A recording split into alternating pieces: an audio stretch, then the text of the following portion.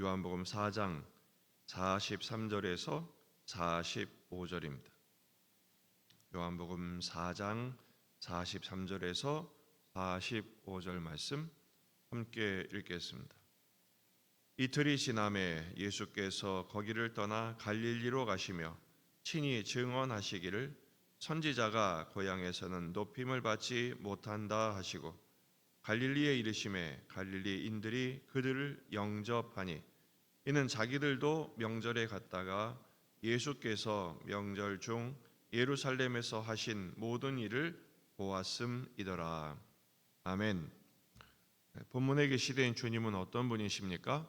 참 믿음으로 영접하기를 원하십니다. 사마리아 사람들이 더 유하기를 요청하자 주님이 이틀을 더 그곳에서 함께 머무셨습니다. 그로 인해서 사마리아 사람들이 많이 예수님을 믿고 구세주로 영접하게 되지요. 그리고 나서 그 이틀이 지나자 예수님은 거기를 떠나 갈릴리로 이동을 하십니다. 그곳은 예수님께서 첫 번째 표적, 혼인잔치의 표적을 보이셨던 곳입니다. 이제 본문 이후로 46절부터는 두 번째 표적이 펼쳐지게 됩니다. 특별히 오늘 본문은 예수님이 사마리아를 떠나 갈릴리로 이동하시는 것에 초점을 두고 있습니다. 그 갈릴리로 가시면서 말씀하시죠. 44절 친히 증언하시기를 선지자가 고향에서는 높임을 받지 못한다 이렇게 말씀하십니다. 갈릴리로 가신 이유가 선지자가 고향에서는 존중을 받지 못한다는 증언을 하셨기 때문이라는 것이죠.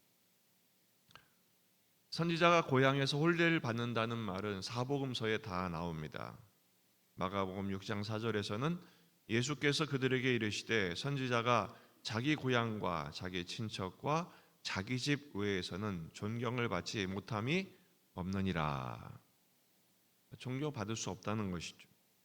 왜냐하면 동네 사람들은 과거에 예수님의 어렸을 때 유아기와 성장기를 직접 보았기 때문이죠. 그 사람에 대한 평가를 자기 경험으로 국한시키려는 인간의 본성을 잘 아셨기 때문입니다. 천한 목수의 아들이었고 그리고 가난하고 비천한 집안이었다는 사실, 자기 자식들과 친구 사이고 친족 사이며 또 평범한 시골 청년에 불과했던 예수님이 메시아이다는 사실을 어떻게 알아볼 수 있겠습니까? 그들은 인간적인 눈으로만 보았을 뿐이지 하나님이 보내셨고 하나님이 세우셨으며 하나님이 어떤 일을 벌이시는 메시아로서의 예수님에 대한 면모는 볼 수 없었던 것입니다. 그러니 하나님의 아들이시고 말씀이 육신이 되어 오신 예수님을 전혀 알지를 못하는 거죠.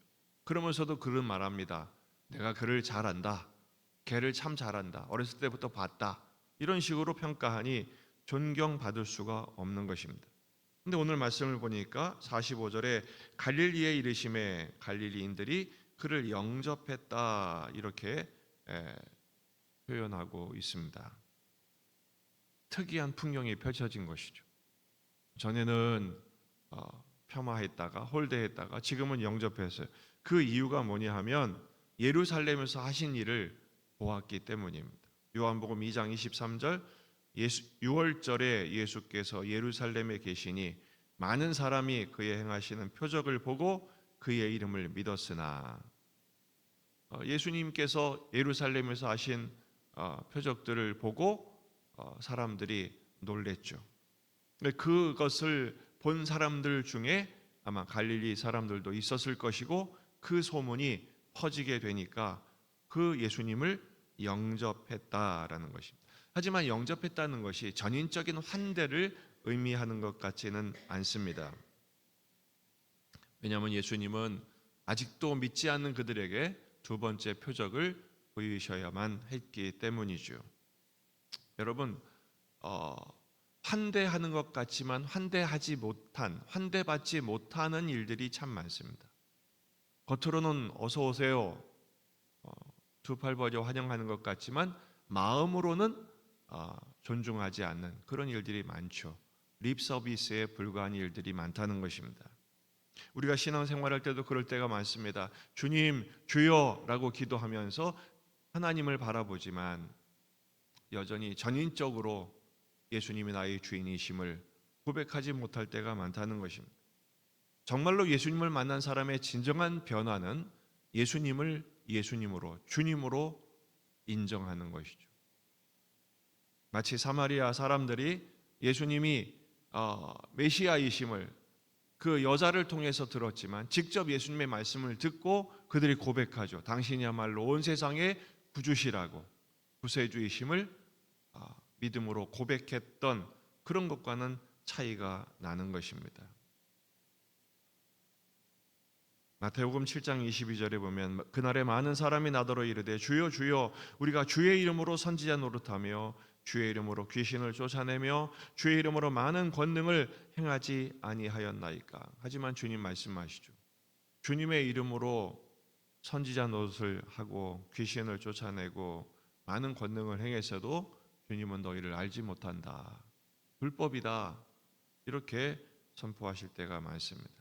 그들은 이용했을 뿐이지 정말로 예수님을 자신의 구주로 영접한 것은 아닙니다. 자기가 어떤 지식을 갖고 있다고 그 지식이 자신의 경배와 진정한 신앙의 내용이지 않을 때가 많습니다.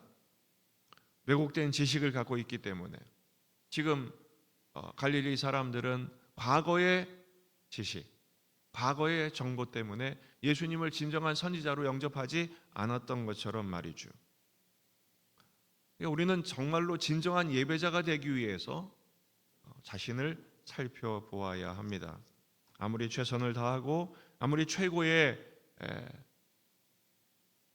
열정을 가진다 할지라도 예수님의 예수님 되심을, 그리고 예수님의 합당한 예배를 드리기가 쉽지 않아요. 그것은 자기 힘으로 되는 것이 아니라 성령께서 도와주셔야 되는 것입니다.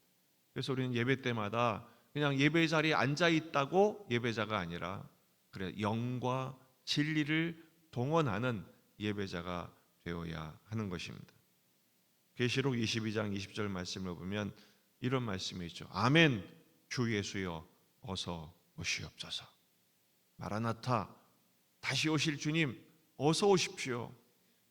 재림의 주님에 대한 간절한 기도가 담겨 있죠.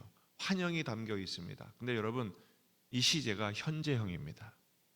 그때 가서가 아니라 지금 열망하는 것이, 주님 어서 오십시오. 그렇게 될 때 진정한 환영이 가능하고 성령께서 감동하심을 따라서 그렇게 주님을 요청하고 주님을 환영하고 주님과 동행할 때 비로소 오늘의 현실을 극복하는, 오늘의 한계를 넘어서는 참 예배자가 되는 것입니다. 여러분, 오늘 이 시간 주님을 얼마나 갈망하십니까? 진정한 사랑은요, 보고 있어도 보고 싶은 것입니다. 예수님을 그렇게 갈망하십시다. 예수님을 그렇게 요청하십시다. 그래서 주 예수와 동행하는 천국의 삶이 이어지기를, 오늘 하루 주님과 동행하는 복된 삶으로 감당하시고 채워내시고 살아내시는 저와 여러분이 되기를 주의 이름으로 축원합니다. 기도하시겠습니다. 말씀을 붙들고 우리 자신과 가정과 교회와 지역의 복음화, 민족의 복음화, 세계 복음화를 위해서 환우들, 군인의 아들들, 날이 추워지고 있는데 군인의 아들들을 지켜주시도록 우리 수험생들, 취업준비생들, 결혼과 출산, 자녀들을 위한 우리 기도 제목들, 여러분 가져온 기도 제목들 가지고 간절히 기도하시겠습니다. 다 같이 기도합니다. 참 좋으신 주님, 오늘도 말씀을 통해서